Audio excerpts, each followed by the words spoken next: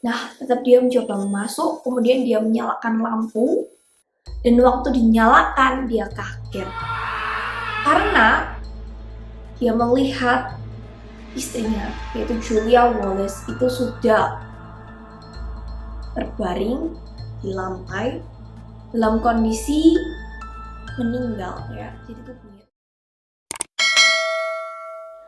Halo semuanya, kembali sama aku Eva di channelku Eva Sanbe. Thank you banget udah klik video ini. Dan untuk kalian nih para penggemar kasus misteri atau kriminal ataupun sejarah, jangan lupa untuk klik subscribe channel aku Eva Sanbe dan juga klik lonceng supaya kalian dapat notifikasi kalau ada video terbaru dari aku. Thank you guys. Oke guys, di video kali ini aku mau menceritakan sebuah kasus pembunuhan yang terjadi di ruangan tertutup. Ya kalau kalian suka baca novel-novel atau mungkin komik-komik misteri ya guys, kasus pembunuhan ini terjadinya itu mirip-mirip kayak gitu. Jadi dia terjadi di sebuah ruangan tertutup di mana nggak ada orang lain selain korbannya seorang. Nah ini kasus yang benar-benar nyata terjadi di Inggris bertahun-tahun yang lalu. Nah, kalian mau tahu kayak gimana sih keseruan kasus ini? Tonton terus video ini sampai habis.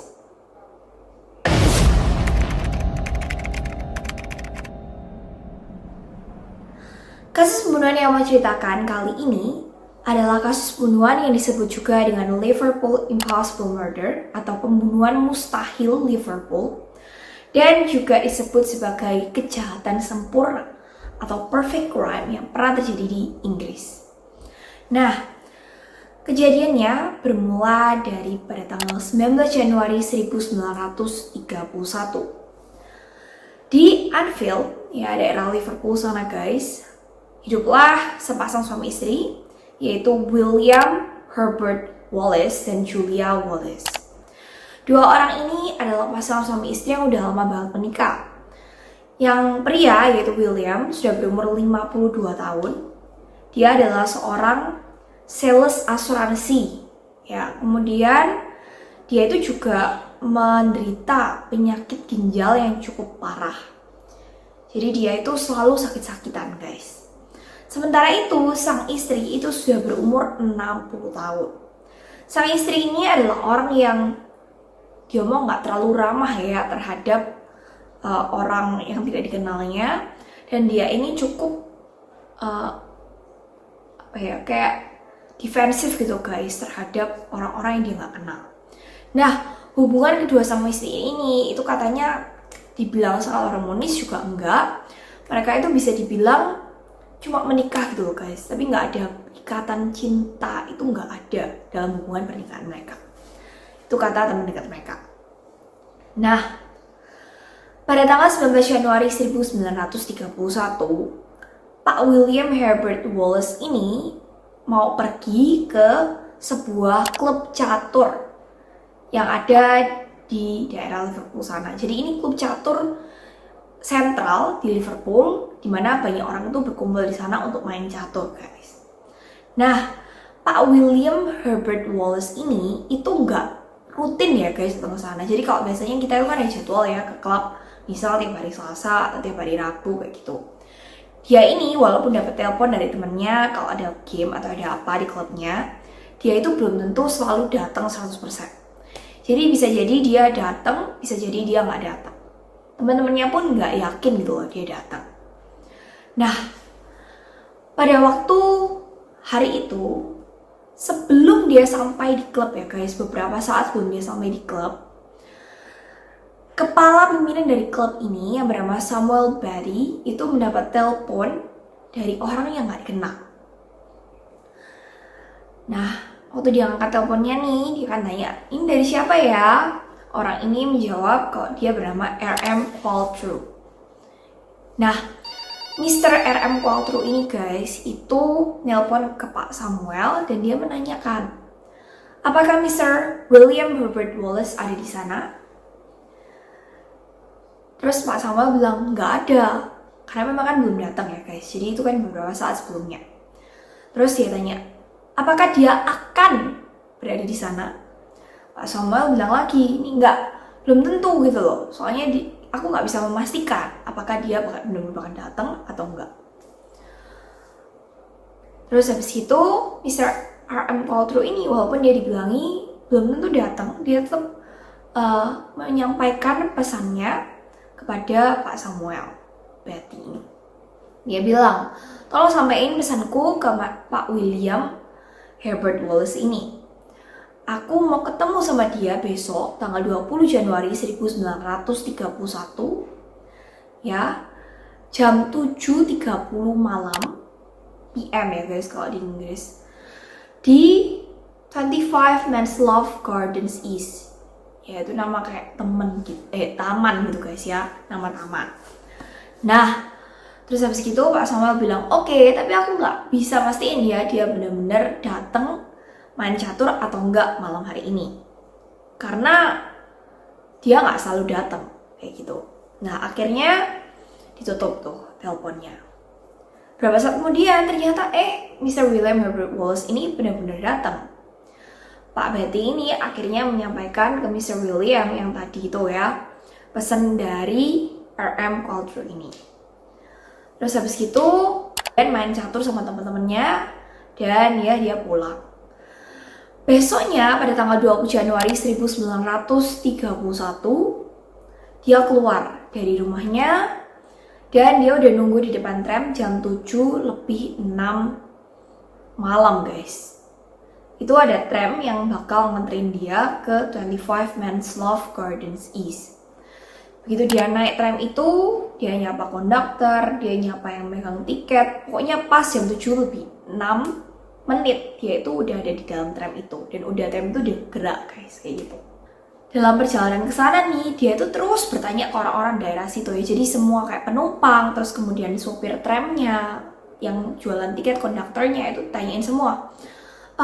Jangan sampai kamu lupa ya, kalau nanti udah deket ke 25 Manslove Garden East, kamu harus bilang ke aku, gitu ya.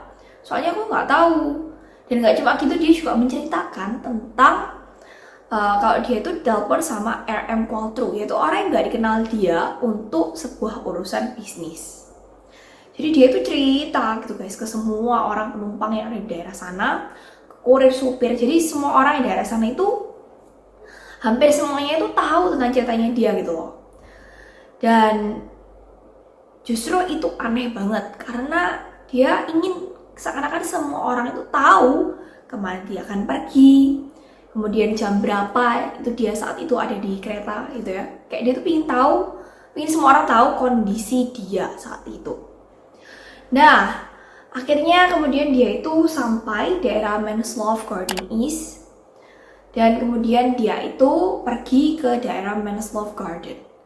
Anehnya guys, Manslove Gardens itu cuma punya 3 bagian.